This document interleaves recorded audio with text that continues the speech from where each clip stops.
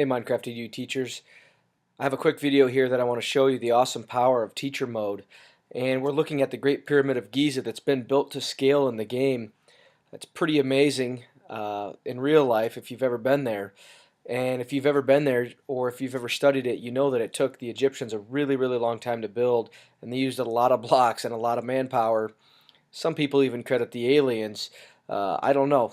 Who knows how it was built is still a mystery, but at the end of the day, how I built this in the game is not a mystery. It's using some really powerful tools that you have at your disposal in teacher mode, and I want to share some of that with you here in this video. So if I bring up my teacher menu, I push P on my screen and it brings up a list of different things that I can choose from, including personal settings, world settings, player management. I can assign students different things. I can give students certain objects. I could even teleport myself to different stations throughout the game. And last but not least, the building tools, which I use to build the Great Pyramid that you see right here.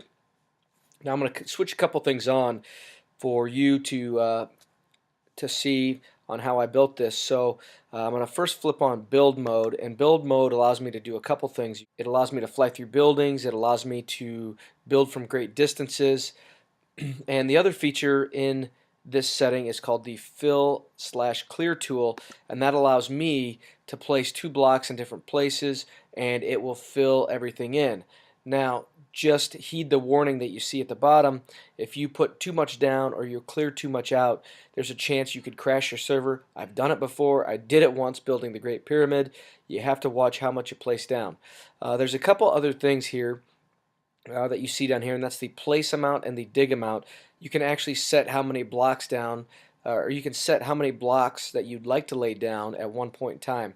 And there's three other key features to building right here that I think are pretty critical, and that is the undo fill, the undo last place, and the undo last dig. All three, please use them if you make a mistake when you're building. The last thing I'm going to change here is my personal settings.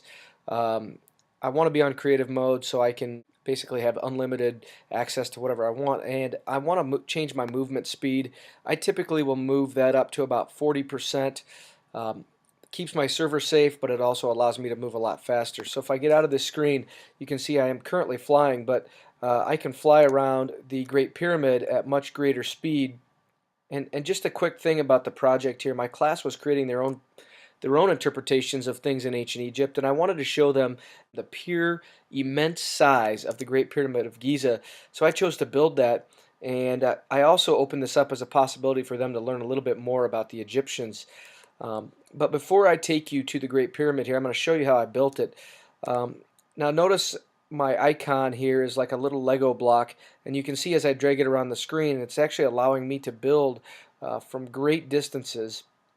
And using the fill and clear tool, if I go back to this, it's how I filled all the spaces in on the Great Pyramid. Now, the first thing I did though is I set some blocks down, and I'm going to actually just set 10 down here at a time, so I can change that. I think 45 is the max, but if I go ahead and just set 10 down, we'll have 10 blocks up in a row, and then I built a structure that looks very similar to this at the very beginning of the pyramid to give me a base.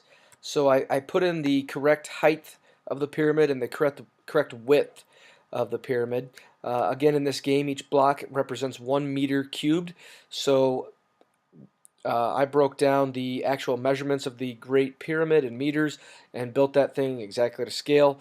Now, how on earth did I build that so quickly when the Egyptians, I don't know, it took them like 20 to 30 years. So how did I build it in a couple hours?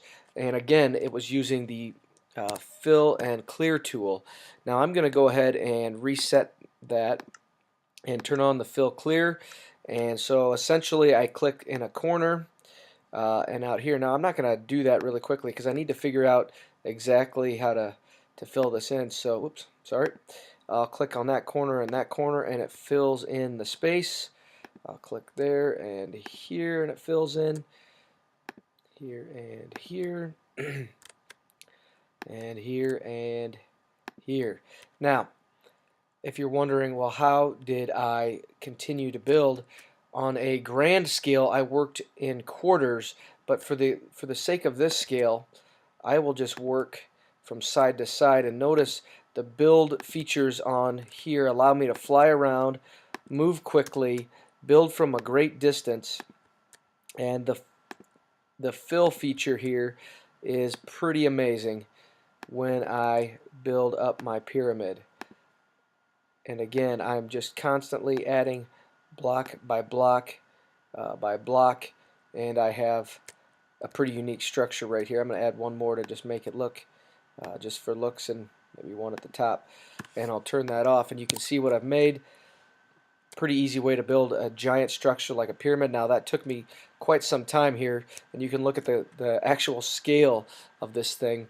It is quite large, but at the same time, this 10 by 10 setting that I was able to lay down, if you were to do the math and begin to figure out the number of blocks in there, I was able to put down hundreds, if not thousands of blocks in a mere 30 seconds.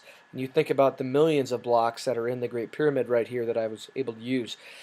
Pretty impressive feature that you can use to build, and it's a lot of fun actually. Now I'm going to show you one more thing about being in the build mode right here. Other than being able to build from a great distance and fill in tons of space, you can actually fly through large objects. I'm going to fly right by Osiris here and right into the Great Pyramid, and you can see the internal structure of the Great Pyramid. And I put this together so my students could really interact with the Great Pyramid in a way that you can't really do with your textbook. But I built this for them so they could really learn about the Great Pyramid, learn about what would happen if you went in there, and if you had a chance to see the Pharaoh's tomb, which you can see up here, and the Queen's chamber. Very unique learning experience for my students that they wouldn't get out of a textbook or just Googling pictures of the Great Pyramid. So they can actually go in here and move around and go up into these different chambers, just as I can right here. If I took you up into, and notice I'm still flying through walls, if I took you up into the Pharaoh's chamber right here. Pretty unique experience for my students and a fun experience for me as a builder. Again, some purpose in mind here to demonstrate the actual size of the Great Pyramid, and also to give the students an experience like none other. Now, one question for you. What could your students do if they were logged in as a teacher? If they had the powers of teacher mode, being able to fly quickly, fly through buildings, build from long distances, fill in large spaces. This could be a tool for you that you could open up a lot of possibilities in this game for your students. But one thing to consider, with great power comes great responsibility. Until next time, happy Minecrafting.